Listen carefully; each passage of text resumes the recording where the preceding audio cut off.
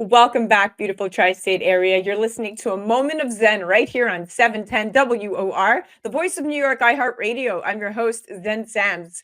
Coming up next in our Metropolitan Lifestyles segment, brought to you by Your Home TV and our friends over at Kathy Ireland Worldwide. Today, we're featuring the incredible Markus Klinko. He's a global gallery artist and photographer. He's born in Switzerland of French, Italian, Jewish, and Hungarian descent.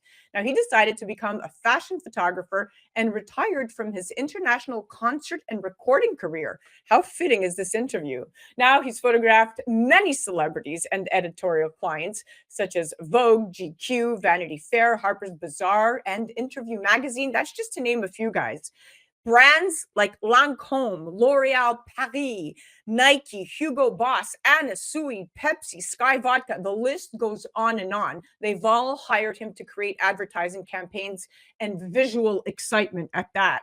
His work can be seen in various art galleries, museums, album covers, and his coffee table book icons. He joins me today to chat all about his career, the progression of photography in the digital era, the power of an incredible image, and how the advertising model has evolved with social media. Welcoming now to the show is the incredible Markus Klinko. Welcome, superstar. Hello. I'm so excited to have you on. We seem to mingle in the same crowds, if you will, or have done so in the past. We have quite a lot of commonalities when it comes to networking and relationships. Now, Markus, you've collaborated with many celebrities like David Bowie and Britney Spears and Anne Hathaway and Billie Eilish and Kate Winslet and Iman and Keanu Reeves and Kim Kardashian. Okay, the list is a never ending one. Now, you've created some of the most iconic album covers. One of my favorite, Beyonce's Dangerously in Love. Oh my God, this is visual extravagance. And Mariah Carey's The Emancipation of Mimi. Can you share with us more about your journey to becoming a photographer and what initially drew you to the art form? Well, I was never meant to be a photographer. I was born in a musical household in Switzerland. My father was a symphony orchestra musician, and I really, my childhood dream was to become a successful recording artist and touring soloist. And I decided to play the harp, which is an instrument that's obviously quite rare. It's a niche within a niche. And I became very successful in the mid 90s. I was really thriving. I had a recording contract with EMI Classics.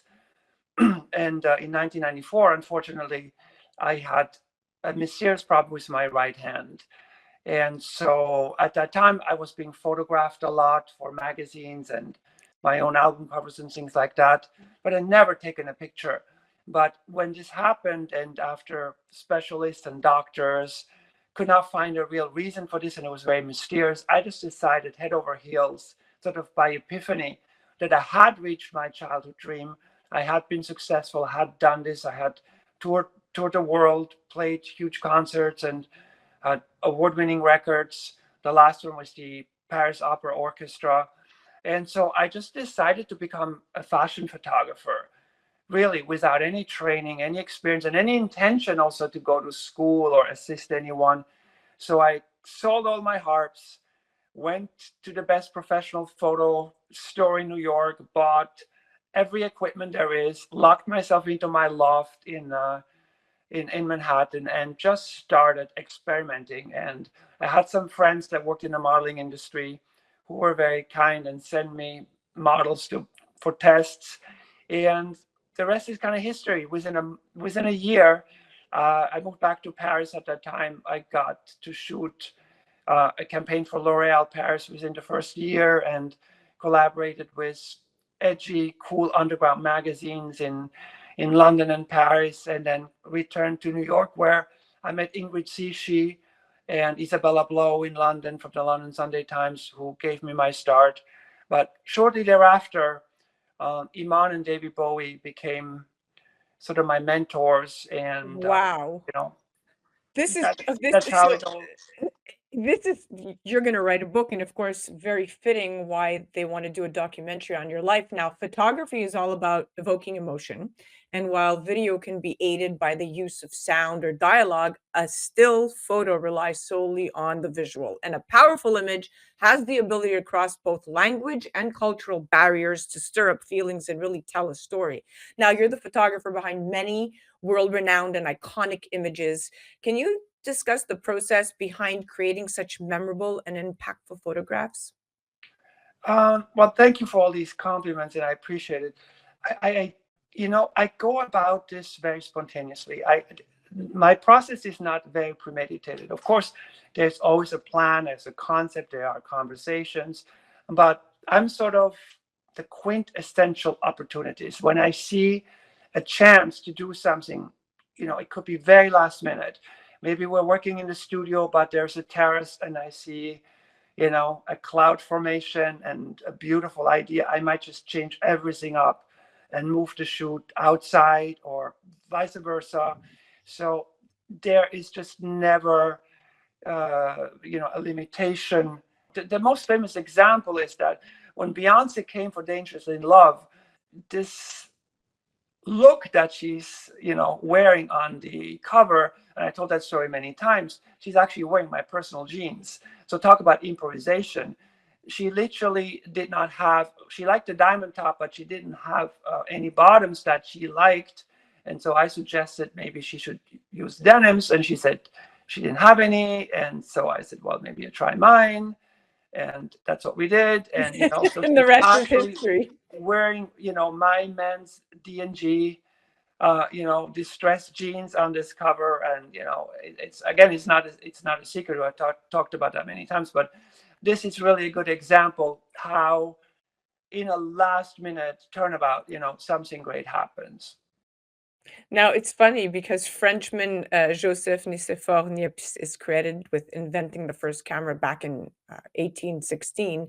And the world of photography has come quite a long way since then. And cameras today are nothing like they once were. So, as technology continues to evolve, including the onset of artificial intelligence, how do you see these advancements shaping the future of digital photography, and how do you stay ahead of the game?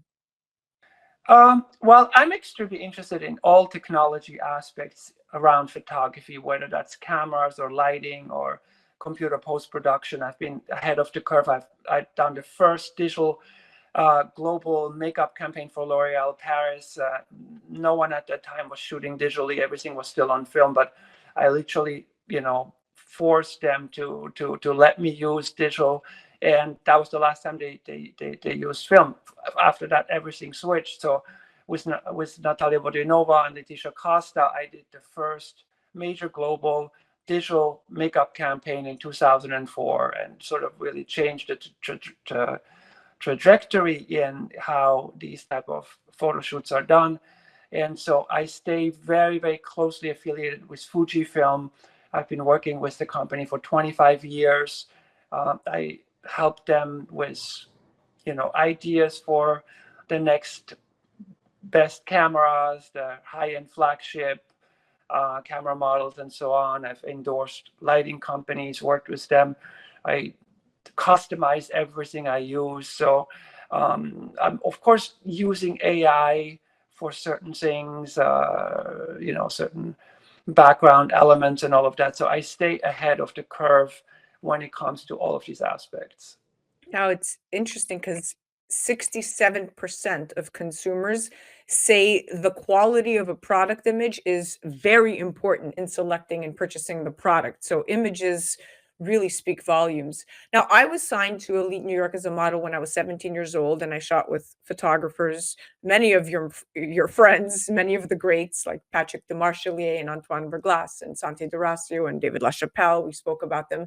And I know the fashion and modeling industry very well and can attest to the dramatic evolution in the last 2 decades. And to take it one step further, not just the way the industry shoots has evolved, but also the way these images are shared and distributed. And while print images and physical galleries still hold their value, the online world has made sharing work both faster and more widespread. And as mentioned before, in addition to your celebrity and fashion photography, you have been hired by many brands to create advertising campaigns. How have you found social media to have affected the consumption of photos? And can you share your thoughts on the role of online platforms and communities shaping the advertising model? Well, you're very correct. The model has completely changed. When I started out, of course, magazine advertising spreads, ad spreads in magazines were, the main vehicle, and billboards.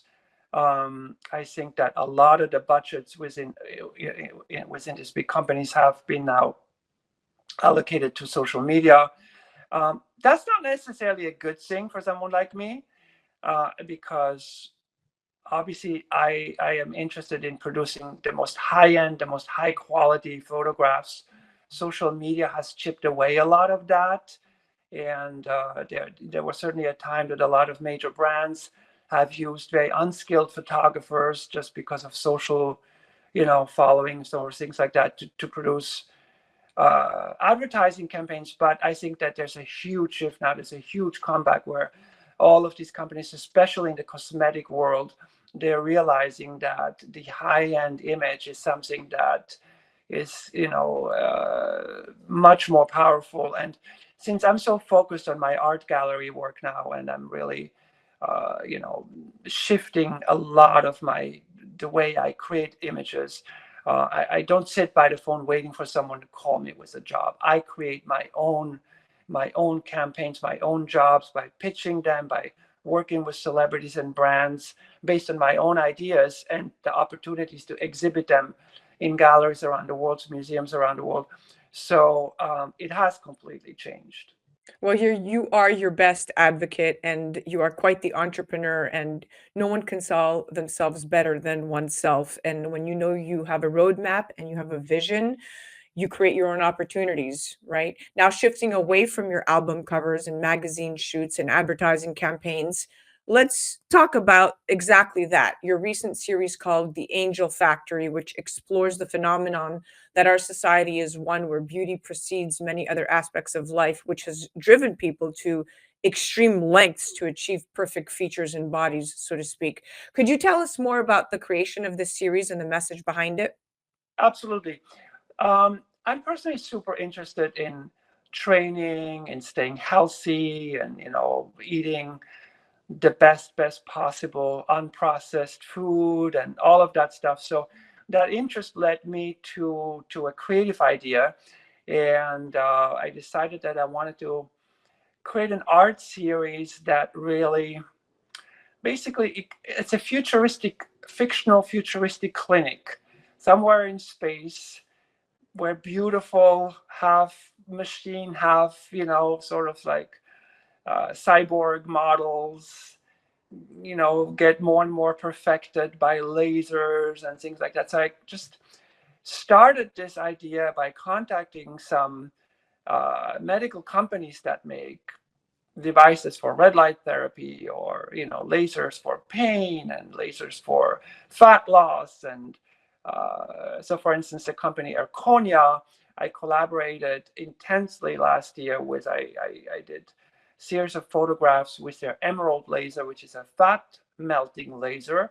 However, I discovered it had huge benefits for energy, for you know cell rejuvenation and all of that. And so I got one of those lasers in my studio, and I use it when I need some extra energy. I don't have much fat to melt, so it is not on that purpose, because I work out. For the last 40 years, I've been working out very, very regularly, and I'm pretty disciplined. But the series just took its own sort of dimension, because then I did photos with a hyperbaric oxygen chamber, and with a blood cleansing device, and a drink. It's called Biosomal, that is like based on turmeric. And so I created, like, this image with a model I used her 3 times, so basically 3 different characters. That's being served this turmeric drink in a very, very futuristic bar by a robot. And so All of this sounds so fascinating. I I just had want to so much dive into fun. the metaverse. Yes, I had so much fun with this, and I want to expand on this. I'm looking to create a lot more collaborations with these medical companies. I love talking about that stuff because, in my own interest, I'm 63 years old. Rejuvenation and anti-aging, is of vital interest to myself. I need to stay very, very fit and very nimble for my own photo shoots because it's very physical. Yes.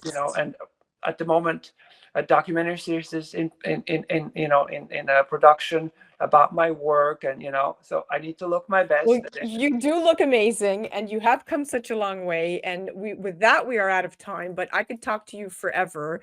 And thank you so much for coming on and being so transparent and talking to us about your career and all the amazing and incredible things you have going on. More importantly, I'm going to make sure to get some CO2 lift product out to you if you are into skin rejuvenation, into cell regeneration, then you definitely want to be applying carbon dioxide therapy directly on your skin. I know you will love it. And then you're going to end up having a great relationship with the amazing Lanaker. So can't wait to make that happen. But I Well, thank you so much for coming on.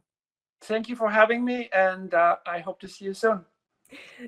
That was our Metropolitan Lifestyle segment, and that was the incredible award-winning celebrity photographer Markus Klinko. Definitely make sure to check out his work at markusklinkostudio.com and follow him on the gram at Klinko Studio. You're listening to A Moment of Zen right here on 710 WOR, the voice of New York, iHeartRadio. We'll be right back after this.